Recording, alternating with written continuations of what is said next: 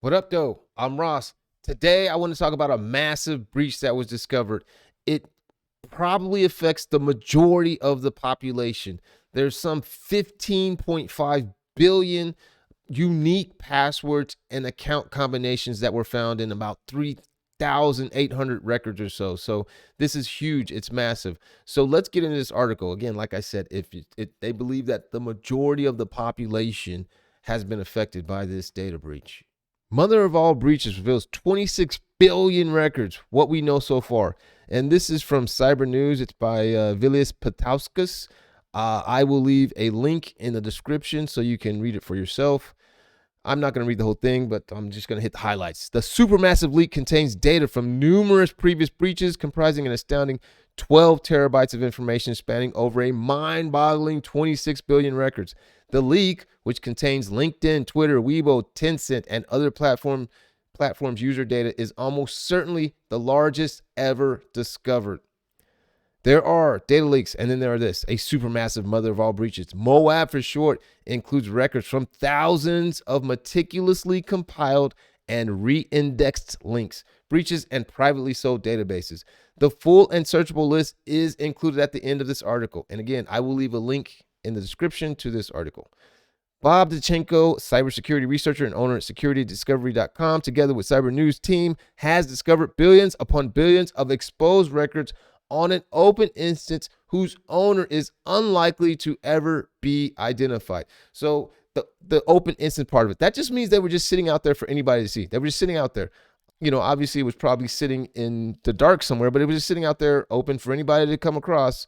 And they don't think they're ever going to find the owner of it, which is par for the course, right? The thing that gets me is you have to sign up for everything. You have to sign up and put your name in and put all that. They don't let you just go anywhere and do anything anymore without signing up. You have to have an account for anything. But these businesses, they're being hacked all the time. They're being breached all the time. So the information is just floating around out there. And apparently somebody has taken the time to go and collect and put into one place this massive 26 billion records into one place. So your data is probably out there. I mean, it was LinkedIn, Twitter, Adobe, Weibo, Tencent. They have, it's pretty much everybody. According to the team, while the linked data set contains mostly information from past data breaches, it almost certainly holds new data that was not published before. For example, Cybernews Data Link Checker, which relies on data from all major data links, contains information from over 2,500 data breaches with 15 billion records. So this is what Cybernews knows about. They do this, right? They do this. They're pretty good at it. They're collecting all the data breaches themselves, and they've got about 2,500 records, data breaches with about 15 billion records, right? That's what they know of. This MOAB, this new file that they found, it contains 26 billion records from over 3,800 folders, which each folder corresponding to a data breach. So previously what they knew about was 2,500 data breaches. This compiles 3,800 data breaches. Previously they had 15 billion records they knew about. Now they've found 26 billion out there. So it doesn't mean that all of these are, the differences, all of these are unique, but there's almost surely some new stuff that's in this that hasn't been seen before. While this doesn't mean the difference between the two automatically translates to previously unpublished data, billions of new records point to a very high probability that the MOAB contains never seen before information. Researchers believe that the owner of the MOAB has a vested interest in storing large amounts of data and therefore could be a malicious actor, data broker, or some service that works with large amounts of data. Could be. They have no idea. All this information out there could be a malicious actor. Why would any legitimate business do this? Well, you know what? Even if it was a legitimate business that did this, wouldn't that then make them a malicious actor? This isn't good. I don't think anybody that was on the up and up was just putting this information together for no reason, right? They were probably selling this information. Usually it's about the money, right? Let's be real about this. The data set is extremely dangerous as threat actors could leverage the aggregated data for a wide range of attacks, including identity theft, sophisticated phishing schemes, targeted cyber attacks, and unauthorized access to personnel and sensitive accounts, the researchers said. The supermassive MOAB does not appear to be made up of newly stolen data only and is most likely the largest compilation of multiple breaches. Comb. And here's a list. Tencent, which is a Chinese website. Weibo, MySpace, Twitter, Wattpad, NetEase, Deezer, LinkedIn, Adult Friend Finder, Zynga, Luxottica, Event, Zing, Adobe, MyFitnessPal, Canva, JD.com. And these are just the biggest ones that were, above 100 million. There were many, many more smaller ones too. It also says here, the leak also includes various government organizations in the US, Germany, Philippines, Turkey, and other countries. So it sounds like they've got government data too. That's awesome. That is awesome. If users use the same password for their Netflix account as they do for their Gmail account, attackers can use this to pivot towards other more sensitive accounts. Apart from that, users whose data has been included in the supermassive MOAB may become victims of spear phishing attacks or receive high levels of spam emails, the researchers said. So they'll probably target you. If they can't use your password and pivot to another platform with that same password, they'll target you with phishing attacks that are tailored for you because they have some of your information, right? So they might have what bank you go to, or they might know your pet's name or your mother's maiden name or something, and use that in an email to gain your trust and then get you to click on a link or get you to give them some type of information. So the best thing to do is to change your passwords regularly.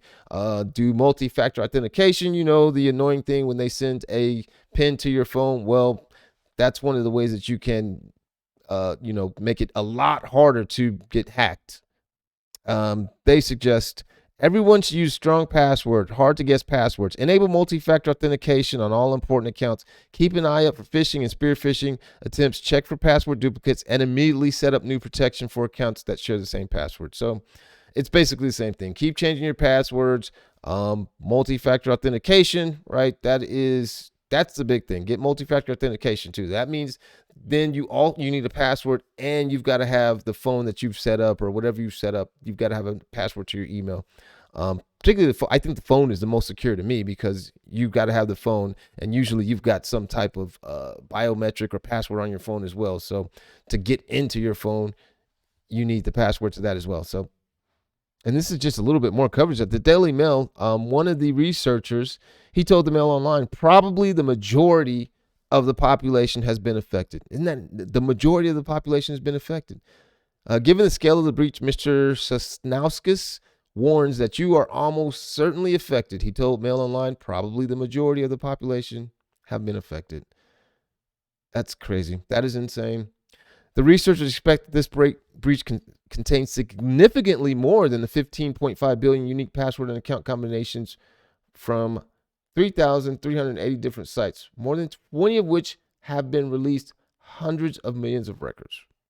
So just frustrating to me that, you have to sign up for all these places. Like I'm saying again, I'm just going to get back on my soapbox. You got to sign up for all these things. You got to put in all your information, or else you can't get access to this. You can't get access to that. So it's either, don't give them the information, or you miss out on all the new technology and you're like a hermit living in your house, isolated. But in these companies, they're all hackable, right? It's all a matter of time before a company gets hacked, right? They're always probing. There's people all over the world that are probing all these companies. I mean, they've got bots set up to probe. And once they find something, once they find some way to get in, that's when then the real human will get on the other side and actually start exploiting. So, all of these companies are just waiting to get hacked. All of your data is just waiting to be spilled to some criminal or something. The best thing you can do is, like I said, keep strong passwords, multi-factor authentication. Don't fall for the okie doke, right? If somebody emails you or texts you, it's probably fake. It's probably false. Call that company direct yourself, or go back and go to the website yourself. If they're saying, hey, we got this account with Amazon. No, you go to your Amazon account through the route that you know. Don't click on a link in an email or anything like that. Anything you get by email is probably fake and counted as such. But at any rate, if you got any value out of this video, please consider clicking a like. If this isn't your first time watching a video with me, consider subscribing. And my name is Ross. Peace.